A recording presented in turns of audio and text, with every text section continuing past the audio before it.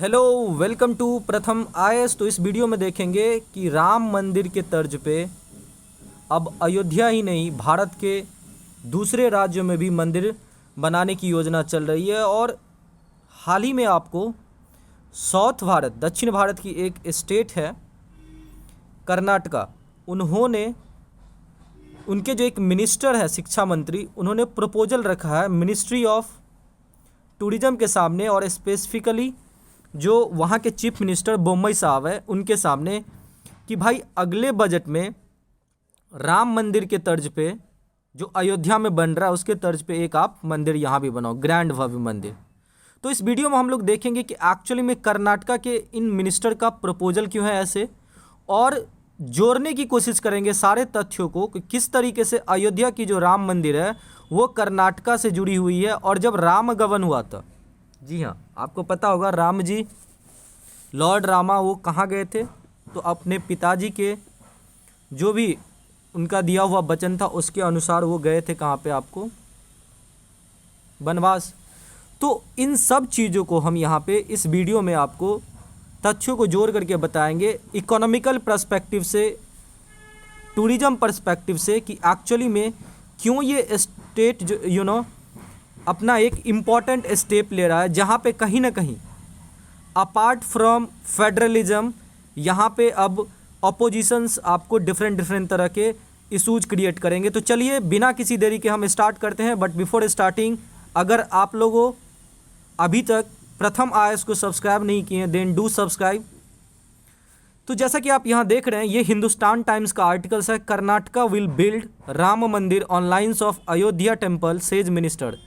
देखिए, अभी एक्चुअली में इस पे ना तो ऑफिशियली कोई डिक्लेरेशन हुआ है, ना तो कोई कमेंट आया फ्रॉम दीज टू मिनिस्टर्स जिनके सामने ये प्रपोजल रखा गया है, चाहे वो स्टेट के टूरिज्म मिनिस्टर हो या खुद वहाँ के मुख्यमंत्री जी बोम्मई साहब। हालांकि ये प्रपोजल रखा गया है हाल ही में। अब आपको पता होगा कि टाइम आ चुका है बजट आने का, तो क्या इस पे ऑफिशियल स्टांस होने वाला है, ये सब चीज़ें तो बाद में देखी जाएंगी। बट इसके पीछे की हम पॉलिटिकल कंसर्न्स को भी देखेंगे, इकोनॉमिकल पर्सपेक्टिव को भी। यहाँ पे देखिए, कोई ऐसी बड़ी बात नहीं है कि इंडिया में राम मंदिर को केवल यही स्टेट बना रहे हैं, जैसे अयोध्या या कर्नाटका बनाएगी।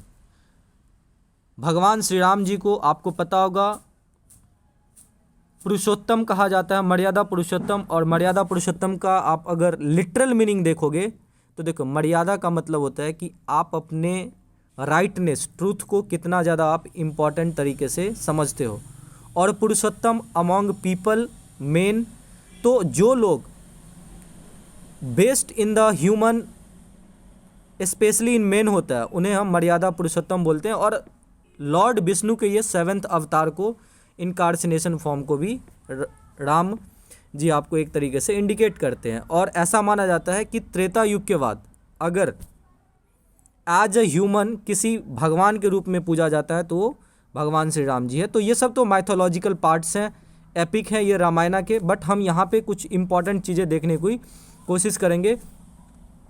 और ये रीज़न आपको मैंने बताया था कि क्यों राम मंदिर के तर्ज पे यहाँ पे बनाया जाता है। तो इसका रीज़न क्या है कि अभी अयोध्या में जो मंदिर बन रहा है ना, उसमें कर्नाटका से पत्थर लाया गया है। और ये पत्थर सबसे इम्पॉर्टेंट है क्योंकि आपको पता होगा कि क्लाइमेट चेंज के कारण से दिन प्रतिदिन जो है ना, आपको क्या हो रहा है,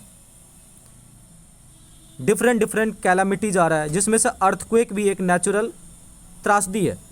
और सिंस अयोध्या आपको नज़दीक है नेपाल के, तो जो ट्रेमर्स आती है हिमालय में, तो भूकंप आने की खतरा बनी रहती है। और कर्नाटका की जो ये पत्थर लाया गया है ये बहुत इंपॉर्टेंट है इसके फाउंडेशन में, क्योंकि यहाँ पे जो है ना बिल्ड क्वालिटी इस पत्थर की बहुत अच्छी होती है। और आप यहाँ पे इस आर्टिकल को यहाँ पे देख सकते हैं कि अर्थक्वेक प्रूफ बनाने के लिए राम मंदिर के टेम्पल को कर्नाटका से पत्थर लाया गया। और मे भी हो सकता है कि मिनिस्टर साहब इसलिए बोल रहे हैं क्योंकि खुद कर्नाटका में इतनी अच्छी पत्थर है, तो क्यों ना हम एक टूरिज्म को और भी बूस्ट देने के लिए अपने रिसोर्स का यूज किया जाए, ताकि लोगों को भी रोज़गार यहाँ पे मिलेगा। और इसीलिए मिनिस्टर साहब ने ये मांग किया कि भाई एक तो स्टेप होगा कि कोविड के बाद से जो टूरिज्म सेक्टर जो एक तरीके से अपने साथ मल्टीपल इम्पैक्ट क्रिएट करता है उसको भी बूस्ट मिलेगा। और दूसरा चीज़ सैफ्रनाइजेशन भी थोड़ा आपको यहाँ पे पॉलिटिकल पर्सपेक्टिव देखने को मिलेगा। बट हम यहाँ पे थोड़ी अपनी ओपिनियन बस बताएं कि सैफ्रनाइजेशन, आपकी ओपिनियन थोड़ी अलग हो सकती है, बट हम यहाँ पे तथ्यों को जोड़ने की कोशिश कर रहे हैं। और ये चीज़ें कहाँ पे बनाई जाएंगी, तो ये चीज़ें बताया गया है कि जब राम जी वनवास जा रहे तो इस जगह पे जो है ना वो रुके हुए थे, और वो जगह का नाम क्या है, रामदेवा बेता। और ये कहाँ पे है, रामनगरा डिस्ट्रिक्ट ऑफ कर्नाटका में। और लोगों का मानना है कि ये यहाँ पे रुके हुए थे, और इसीलिए अगर इस तरह के स्टेप्स लेंगे तो लोगों को एक तरीके से लगेगा कि उनकी जो हिस्टोरिकल पर्सपेक्टिव है उसको आज अ टूरिज्म। और इसमें सबसे बड़ी आपको मिनिस्टर साहब ने बोला कि यहाँ पे 19 एकर्स ऑफ स्पेस है जिस पे डिपार्टमेंट ऑफ मुजरे, देखिए डिपार्टमेंट ऑफ मुजरे जो है ना ये डिपार्टमेंट ऑफ टूरिज्म होता है, कहाँ पे, तो कन्नड़ा लैंग्वेज में। और इस तरीके से रामनगर डिस्ट्रिक्ट का आपको कायाकल्प होने वाला है। और जैसा मैंने आपको बताया था, people believes that Shri Rama spent a year, 1 साल यहाँ पे वो बिताए हुए थे जब वो वनवास आए थे, और वो सीता और लक्ष्मण जी के साथ जो है ना इस जगह पे रुके हुए थे। दूसरा इंपॉर्टेंट पॉइंट कि क्यों डेवलप करना चाहता है, तो देखिए आपको पता होगा भारत सरकार की एक रेलवे में भारत गौरव करके ट्रेन चला हुआ, ये एक्चुअली में रामायणा रेलवे सर्किट को जोड़ने के लिए ये एक एपिक ट्रेन थी सबसे सस्ती डेटों पे।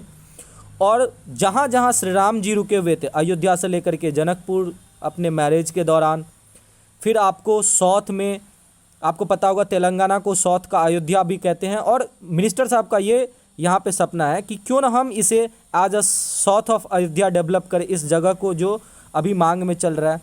तो इन सब सारे तथ्यों को ध्यान में रखते हुए यहाँ पे एक तरीके से मिनिस्टर साहब इस चीज़ों की मांग कर रहे हैं। और ये सब जो रामायणा रेलवे सर्किट है जिसमें भारत गौरव ट्रेन चला जा रहा है, ये आपको पता होगा कि मिनिस्ट्री ऑफ टूरिज्म की एक स्वदेश दर्शन स्कीम है। मैं आपसे एक चीज़ पूछता हूँ, सबसे पहले तो आपको पता होगा कि वर्ल्ड टूरिज्म इंडेक्स एक जारी होता है, तो आप मुझे बताइए एक तो कौन जारी करता है, और दूसरा भारत की इसकी रैंक जो है ना कितनी आई थी 2021 में।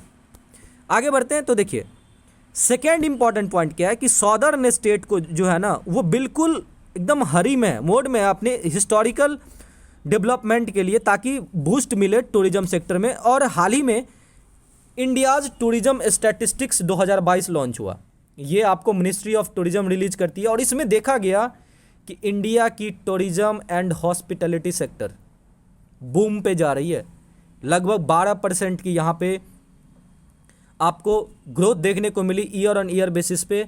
और मैं आपको आगे बताऊंगा इनक्रेडिबल इंडिया, जी हाँ, एक ऐसा स्टेप जो भारत को उनके हिस्ट्री को फिर से जो है ना रिक्रिएट करने की कोशिश की जा रही है।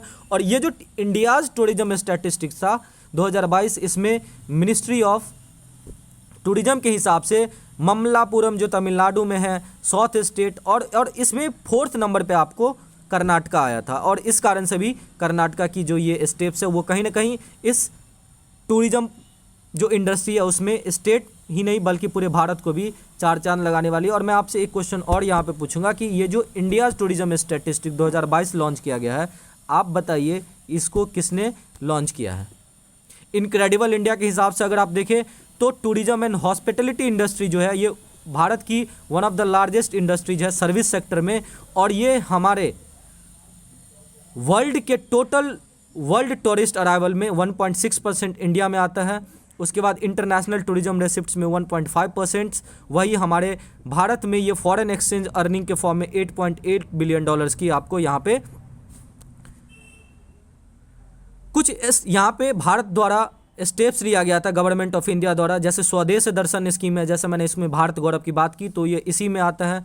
फिर प्रसादा स्कीम, आपको ये दोनों स्कीम 2014-15 में लॉन्च किया गया था, जो कि एक तरीके से टूरिज्म को बढ़ावा देता है। और सबसे इंपॉर्टेंट एग्जाम पर्सपेक्टिव से धर्मशाला डिक्लेरेशन, जो इंडिया के प्रपोजल पे आपको नेशनल कॉन्फ्रेंस ऑफ टूरिज्म हुआ था अभी, वहाँ पे रिसेंटली वहीं पे आपको प्लेज किया गया धर्मशाला डिक्लेरेशन। और इसमें वर्ल्ड लीडर बनने की एक तरीके से भारत ने प्लेज रखी कि 2047 तक वो टूरिज्म में वर्ल्ड लीडर बनेंगे। और 2030 तक भारत सरकार की जो $250 बिलियन की टोटल टूरिज्म इंडस्ट्री बनाने की जो लक्ष्य है, इसमें कहीं ना कहीं ये कर्नाटका की स्टेप्स जो है इंपॉर्टेंट योगदान देने वाले। तो उम्मीद करते हैं ये सेशन आपको अच्छा लगा होगा और अच्छा लग रहा है तो प्लीज़ डू सब्सक्राइब प्रथम IAS। Thank you so much for watching this.